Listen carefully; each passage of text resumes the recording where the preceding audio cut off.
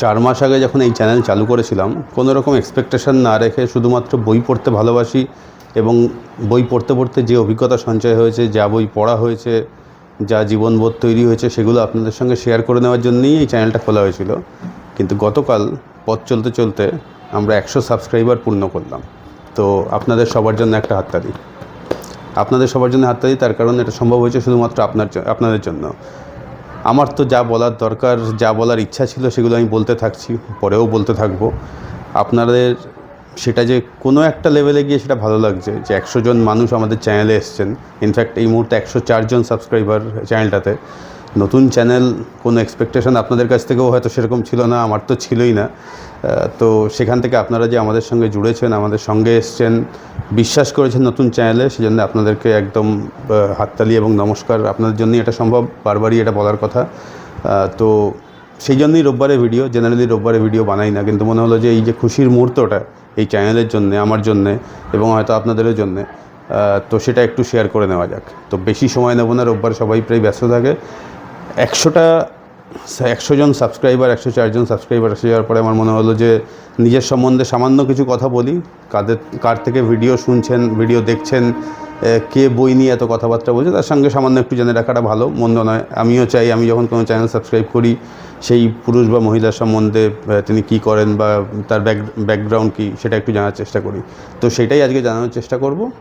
তো আমার নাম সৌরভ, বারবারই বলেছি ভিডিওতে।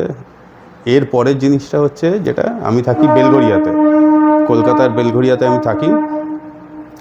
আমি একজন সোশ্যাল ওয়ার্কার। আমাদের স্পেশাল ফোকাস এরিয়া হচ্ছে women and child development, gender equality. আমি একটা অর্গানাইজেশন চালাই, এনজিও চালাই, সেটার নাম হচ্ছে Madhabilata the fight for her justice. আপনারা ফেসবুক পেজ পেয়ে যাবেন, যদি সার্চ করেন, সেখানে গিয়ে লাইক করতে পারেন পেজটাকে। তো সেই আমার পড়াশোনা ছোটোবেলা থেকে বেলঘরিয়া হাই স্কুলে ক্লাস 12 পর্যন্ত পড়াশোনা করেছি। এবং সেই সময়ে ছোট থেকে বড় হয়ে ওঠার পথে বই ছিল হচ্ছে আমার জীবনের একটা বড় সঙ্গী। তার কারণ হচ্ছে যে আমার বাবা মা দুজনেই সরকারি চাকুরে ছিলেন, তো যার ফলে সকালবেলা ওনারা বেরিয়ে যেতেন এবং ফিরতে ফিরতে সন্ধে হয়ে যেত। এই যে একটা বিশাল সময় একদম ছোটোবেলা থেকে বড় হয়ে ওঠার পথে, তো বাবা মা দুজনেই আমাকে বই কিনে দিতেন, বই পড়তাম। সেটাই ছিল তাদের অভাব পূরণ করার জন্য একটা মাধ্যম আর কি। একদম ছোটোবেলায় কমিক্স, বাটুল হাদাবোদা, নন্টে ফন্টে যা হয়, তারপরে আস্তে আস্তে স্বপন কুমার, দীপক চ্যাটার্জি, রতনলাল, তারপর ফেলুদা, কাকাবাবু, শঙ্কু, ব্যোমকেশ, যা যা আছে সমস্ত কিছু গুলে খাওয়া।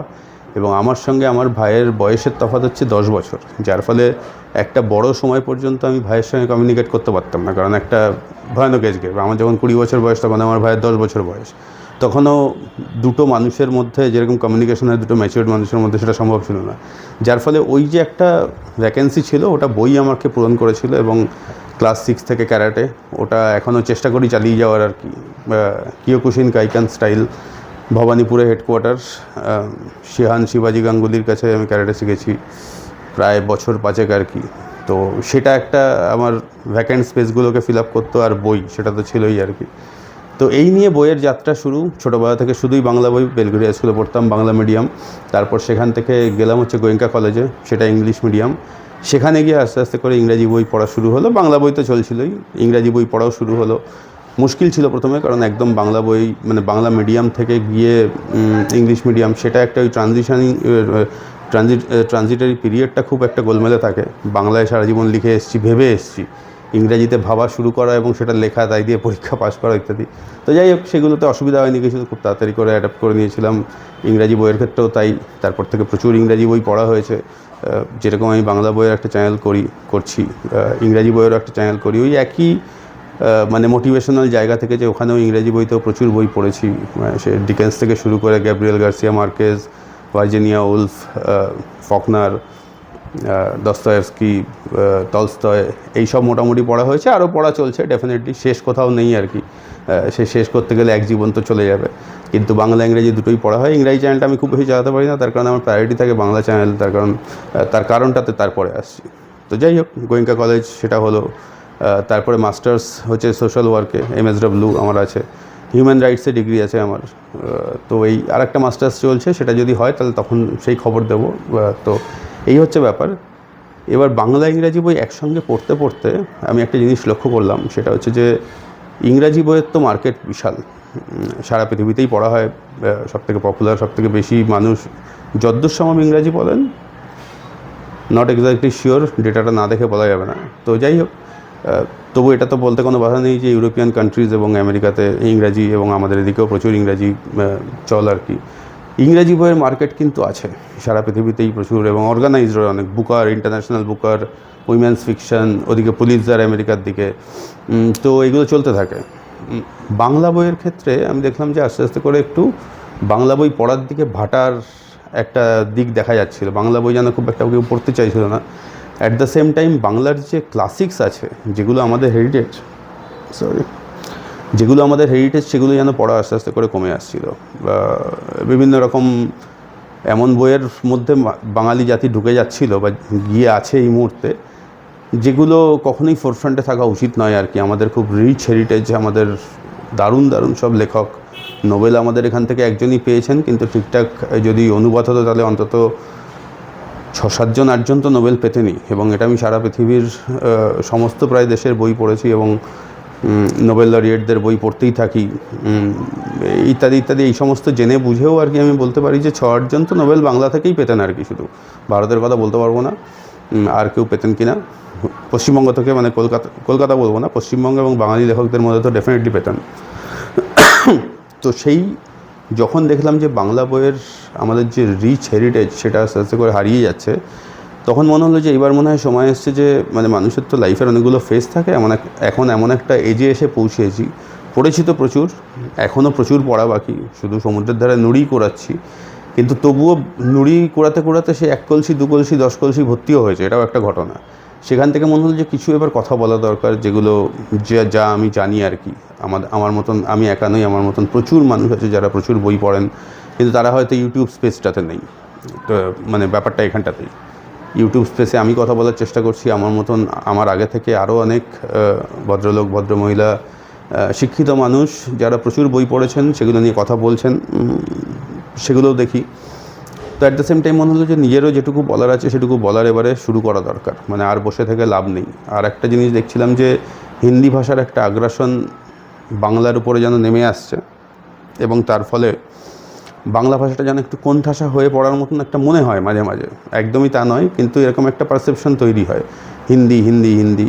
তো মনে হলো যে এইবারে একটু সময় আসছে যে কথা বলার, সেই কথা বলার জন্যই মাস চারেক আগে সাহস করে চ্যানেলটা খুলে ফেললাম। একদম ন্যাচারালি 0 সাবস্ক্রাইবার, কেউই সাবস্ক্রাইব করবে বা কী হবে কিছুই জানতাম না। আমি ইউটিউবারও নই, বা এই ব্যাপারে যে আমার বিশেষ দক্ষতা আছে তা নয়, কিন্তু আমি বই সম্বন্ধে জানি। আমি দেখলাম যে আমি কি জানি, আমি জানি হচ্ছে বই সম্বন্ধে, সেটার উপরেই ফোকাস করলাম, করে আছি এবং সেটাতেই থাকবো। বই, তার অ্যানালিসিস সম্বন্ধে জানি। আমার কোনো বাংলার ডিগ্রি নেই, আমি বাংলায় অনার্সও নই, বাংলায় মাস্টার ডিগ্রি বা পিএইচডিও নই, তো সেগুলো আমার নেই। কিন্তু একজন সাধারণ পাঠক হিসাবে তো কথা বলা যায়। বই নিয়ে কথা বলতে গেলে এত বছর ধরে, যে আমার এখন 47 বছর বয়স, তো মানে এই 47 ইয়ার্স পর্যন্ত এই যে এত বই পড়েছি, এ তো ডিগ্রি ছাড়াই পড়েছি, বুঝেছি সেও ডিগ্রি ছাড়া। তো সেই ভরসা নিয়েই বই ভালোবাসি, যাই বলি নিজের যে আন্ডারস্ট্যান্ডিং, সেই আন্ডারস্ট্যান্ডিং থেকেই বলি। তাতে ঠিক হতে পারে, কখনো আবার ভুলও হতে পারে, নিশ্চয়ই হতে পারে, কিন্তু এই ভরসা নিয়ে মাস্টারের গায়ে খুলে ফেললাম। তো আস্তে আস্তে দেখলাম যে আপনারা চ্যানেলে আসতে শুরু করলেন, ভালো লাগতে শুরু করলো। যেটা হয় যে মানুষ যদি সাবস্ক্রাইব করে, একটা লাইক করে, একটা কমেন্ট করে, সেই জরুরি নয় যে সেই কমেন্ট খুব পজিটিভ কমেন্টও হতে হবে, দারুণ হয়েছে ভিডিওটা, দেখে মুগ্ধ হয়ে গেলাম, দরকার নেই। কেউ একজন যদি একটা খুব কনস্ট্রাকটিভ ক্রিটিসিজমও করে, সেটাও কিন্তু ভিডিওকে ইন ফিউচার আরও বেশি ভালো করতে সাহায্য করে।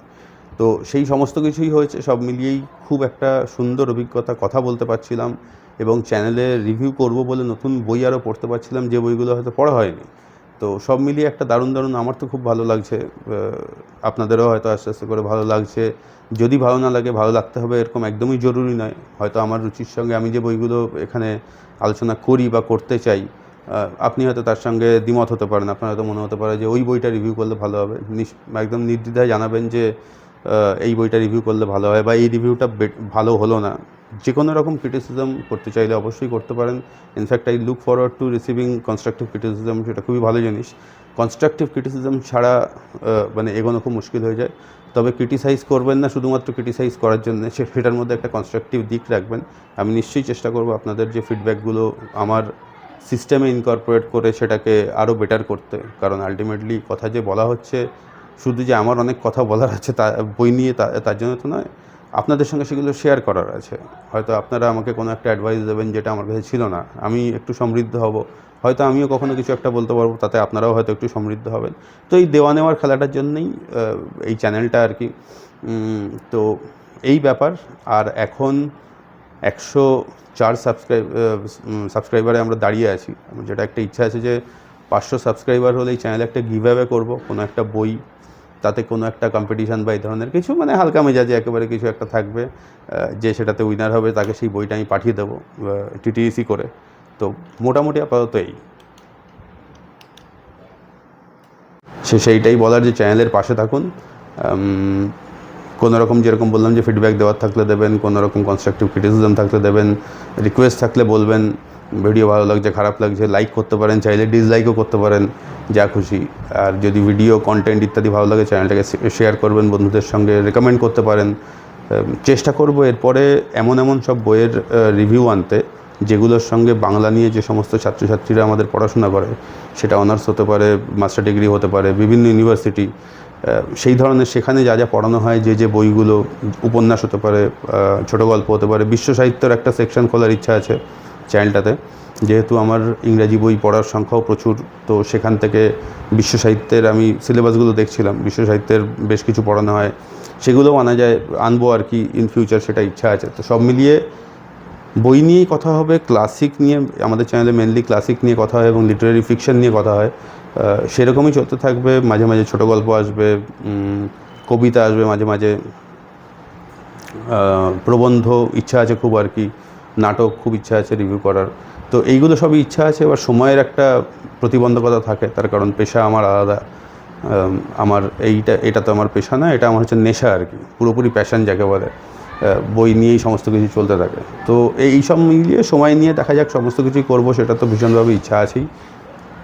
এই পাশে থাকবেন, বন্ধুদের জানাবেন চ্যানেলের কথা, যাই কিছু খারাপ লাগবে বলবেন, এবং চলুন সবাই মিলে হাত ধরে এগিয়ে যাই। তো এটাই বলার। শেষে আপনাদের আবার আমি ধন্যবাদ জানাবো যে 104 জন, তার মধ্যে প্রথম 100 জন যারা এসছেন চ্যানেলে। নতুন চ্যানেলকে বিশ্বাস করে আসা সহজ নয়। যে চ্যানেলে অলরেডি 10,000 সাবস্ক্রাইবার রয়েছে সেই চ্যানেলে সাবস্ক্রাইব করাটা খুব সহজ, কিন্তু যে চ্যানেলে 2, 4, 5টা, মানে এই 0 থেকে 100 পর্যন্ত গেছি, তার মধ্যে এরকমও সময় ছিল যেখানে 0টা সাবস্ক্রাইবার ছিল, 10টা ছিল, 15টা ছিল। এরকম চ্যানেল সাবস্ক্রাইব করাটা কিন্তু খুব সহজ নয়। সেটা আপনারা করেছেন, আপনাদেরকে অসংখ্য ধন্যবাদ। পাশে থাকবেন, পরের ভিডিওতে দেখা হবে।